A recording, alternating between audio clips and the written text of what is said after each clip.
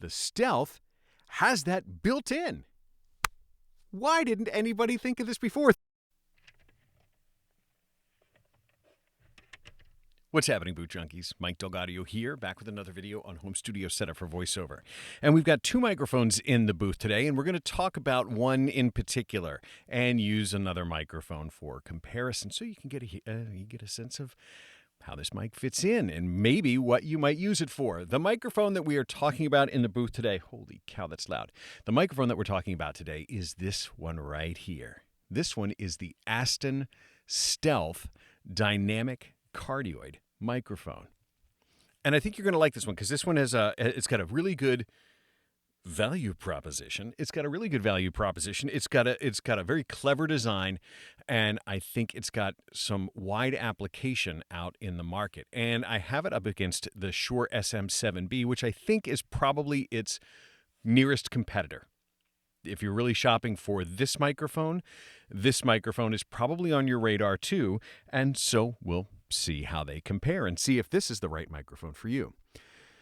Let's talk about it. Let's talk about the specifications, when you might choose either of these microphones, but the Stealth in particular. Let's talk about when you would choose it and some of the features that it has, because it's got a really interesting set of features that really has attracted me to this microphone. First, it's a dynamic microphone, dynamic style microphones, which means under normal circumstances, little asterisk right here, under normal circumstances, they don't require phantom power. They can just go right into your preamplifier, and they don't require phantom power. That said, both of these microphones require very powerful preamps with a lot of oomph to them. In fact, the Shure website says that you shouldn't use it with a preamp that has less than 60 dB of gain. Now, under most circumstances, most of the preamps that you're going to find in the prosumer market don't have 60 dB of gain. The preamp that I'm using right now is on my Audient ASP 880, which is definitely a pro-level piece of gear, and it tops out at 60 dB of gain, which means right now on my preamps, they're cranked. They're turned all the way up. Now, on my pro-grade equipment, that's actually not a big deal because it doesn't really add in any new noise. But for most of the preamps that are out in the market, if you're looking at the economy Focusrites, the Zoom H5, a lot of your budget preamplifiers, your consumer-grade preamplifiers, they're not clean at 60 dB. They're not clean turned all the way up. They add this underlying hiss to them, which means it's going to make the microphone not sound so great. You can hear it right now. I've got my preamp turned all the way up on the Stealth. I've got my preamp turned all the way up on the 7B. They both sound pretty good, but my preamps are putting out the max. And because it's pro-level gear, it doesn't really have it's not really that big an impact. But I can't make these mics any louder, and my signal is actually pretty doggone quiet. So what do they recommend in that case? Well, if you're looking at the Shure website specifically says, and they link to a competitor that says you really want a phantom-powered preamplifier to give a little boost. Now, what you will commonly see is that comes in the form of something like this. This little gadget right here. Focus, thank you. This is called a Cloud Lifter CL1 in this case. Other common ones that you'll see is the FET head. And what these things do is these go in between your preamp. Your preamp will be on one end, and your microphone will be on the other. And if you turn phantom power on your preamp, these will provide additional gain for an additional cost, $150. FET head's $99. There's other ones out there that'll probably cost between $75 and $150. And they provide 25 additional dB of gain, thereabouts, which turns this microphone, it means that your preamp, your system can now handle it. But the Stealth, and this is awesome, the Stealth has that built in. Why didn't anybody think of this before? Thank you, Aston. That is amazing. That is fantastic. So let's get out of dynamic mode, because now you've heard it in dynamic mode, just straight up dynamic mode. Let's go see what happens when we turn on phantom power on our preamplifier. I'll be right back.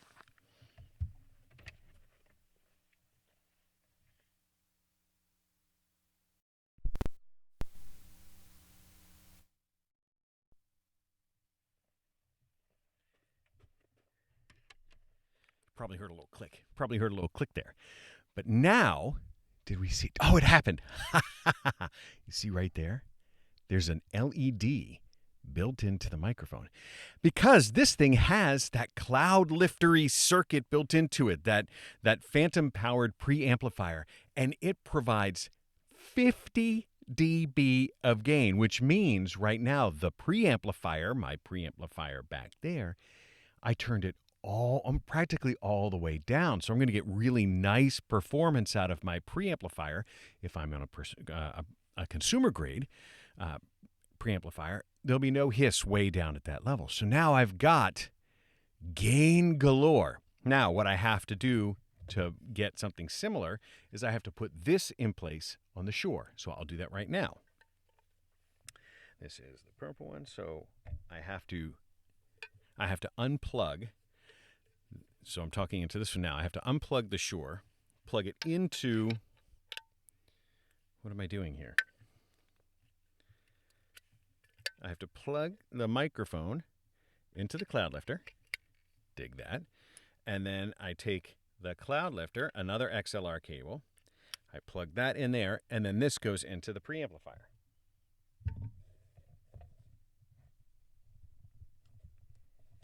And now that's going to be too loud. That's going to be really loud. So now I have to go adjust that.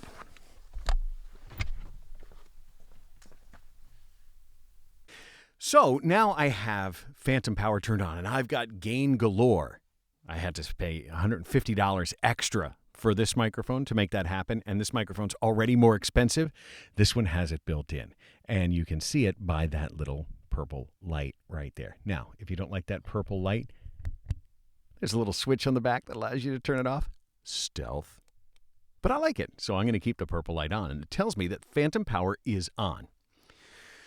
So it's got the cloud lifter circuitry built in, right? So you don't have to worry about having enough gain on your preamp. So if you are using a portable recorder to do a remote podcast, you're on site doing a podcast, you could have a couple of stealths and have gain galore even on a portable recorder. Super cool. Now, before I mentioned that I thought this would be a good microphone for guests on your podcast. So if you're doing an interview style podcast and you've got a revolving door of guests that come in, this microphone would actually work really well in that situation because it's got a couple of contour curves built into it. We would think of it as an EQ curve where you can adjust the sound and optimize it for different kinds of voices. On the Shure, you can see it back here. There's a couple of switches, so you can take away bass and you can add some presence to it, add some additional treble boost. That's flat right now. But with the preamp engaged, with the purple light on, there's a ring right here that's a switch, and it allows you to switch between an optimized for a male voice. You just click it once, and now it's optimized for a more feminine voice, a higher voice. There's two different contour EQ type curves built in, so you can just quickly, if it sounds too muddy, especially with a woman's voice, you can just switch it, one switch, and all of a sudden it's re-optimized for a different kind of voice. On this one, you'd have to unscrew the back and flip the little switches back and forth. This one, it's a little bit different. Now, if you also are singers, singing in a coffee shop and you wanted to mic your guitar with this, there's one more switch. Hold on. You hear that little click? And now it's switched over to a setting called G. And this is got a contour, an EQ style curve that's optimized for a guitar. So if you're going to mic your acoustic, even if it's a nylon string acoustic, they say, it will work for that. And there is one more switch on here, which I'm not sure that we would ever use for voiceover, but it's labeled as D, which is for dark. Now, the dark is really optimized. It's supposed to sound much more like a vintage ribbon style mic, but really it just takes a lot of that treble away. It's a very dark sounding mic. Not sure if you'd use it so much for voiceover, but it's good to know that it's got that additional option. I think in the podcasting world or in the live streaming kind of world, you would probably stick with the settings V1 and V2. So I'm going to switch it back right now. Some other features that are built into the Stealth that I think are really cool. It does have a built-in wind screen at the end. So this is an end address microphone. Both of them are end address microphones, as you can see. But this one does have a pop filter built into it. And so you can get right up onto that microphone and not really worry about popping the microphone too much, just like the 7B if you get right up onto it. And that's because the capsule is actually set fairly far back, and it's got a pretty good amount of foam in the front to catch that puff of air and to try and prevent it from distorting the microphone itself. Pretty good. Thank you. So the thing I have seen about the Stealth, from what I can tell on the Stealth, it's not removable. On the 7B, it is removable. It's just, this part just slides right off, and they've got a big puffer that you can put on top of it. There may be puffers that you can get, clown noses for this microphone, but I haven't seen it. The other thing that I think is really nice built into the Stealth is it's a quick release mic mount with a shock mount integrated. So you see that there is no shock mount on either of these microphones. The Shure, it's built in. It's always been built in. But it doesn't come off this mic stand particularly easily. The Stealth, on the other hand, does have a shock mount built in. So it's not going to, if I bang on the table, you shouldn't get much sound transmitting into the microphone. But also you see that can you see it here? I'm not sure if you can see it, but there's on the underside of this microphone, there's like a little key. Watch this. I can just take it right off the stand, and there's a little tiny narrow key. You see that key? That just fits right onto the microphone. We'll just put it right on there. You just click it back into place. Makes it really easy to disassemble, take apart. They've really done their thinking about the way that this microphone can be installed, can be worked on. I really like it. Couple of things about it. You can see that I have the cable above it, so you're really limited because of the way the key works. You're really limited. If you needed to have this microphone upside down, you're limited to the number of angles that you could use, because if I undo this, I have it wound down pretty tight. You can see it. It can only go to 90 degrees. It can't go all the way around. Now, that's not unusual. That's certainly not a deal breaker. Certainly the 7B, right? Similar deal. This one has. I wish it could go all the way around. If there was like a little bit of a way to offset that, the internal guts of it. I'm not sure if that's even possible with this microphone, but it would be nice if it could go all the way around.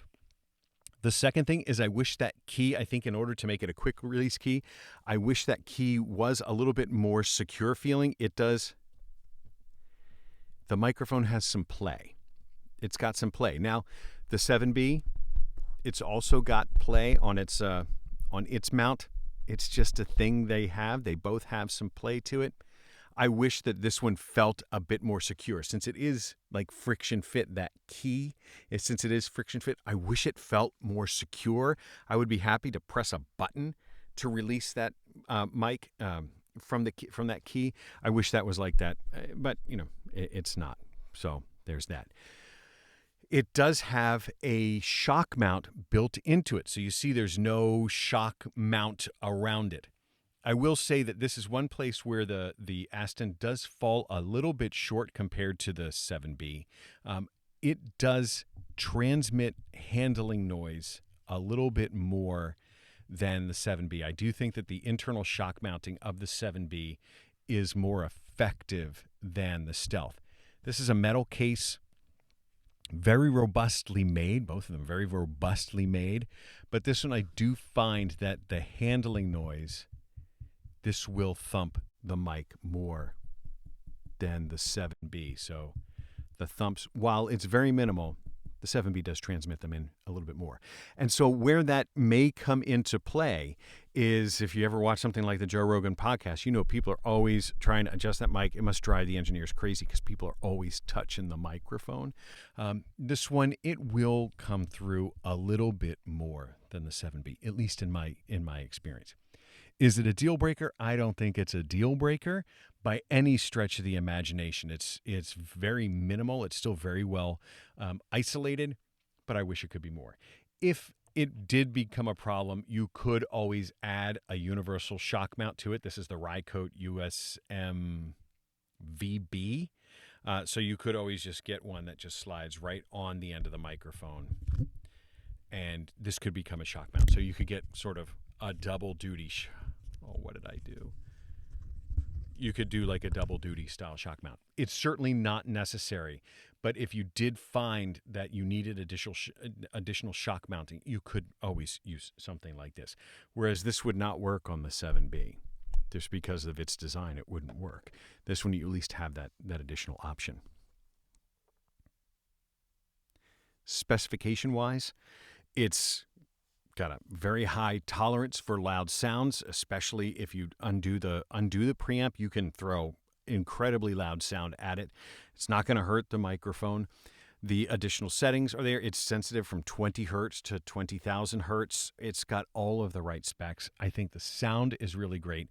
And so for something like a podcaster or a streamer, it's a mic that you certainly can have on camera. It's a cool looking mic. I mean, that stealth nature of it, it's definitely cool looking. And, with a little bit of optimization on your desk, you can really make it so that it's really cool looking on your desk. So there you go. There's the Aston Stealth. I'd like to thank Aston for sending this mic to me. They did send this one to me for review purposes, and I'm really grateful for it. It was a very, very pleasant surprise. I didn't know anything about the microphone when it showed up in my box, so I was really pleasantly surprised. Took me a minute to sort of get my head around all the uses for it. But I do think it's a really versatile mic. Now that I have given it a chance to and contemplated what I would use this for, if I were doing an interview-style podcast, this could definitely be the host mic, and I think it would be practically an ideal guest microphone with that one-click adjustment between the different voicings. So easy. Makes it so easy. I really think that would be I really think that's an amazing option. But here, there's no inherent noise. Super clean, really nicely detailed for dynamic microphones, definitely broadcast quality.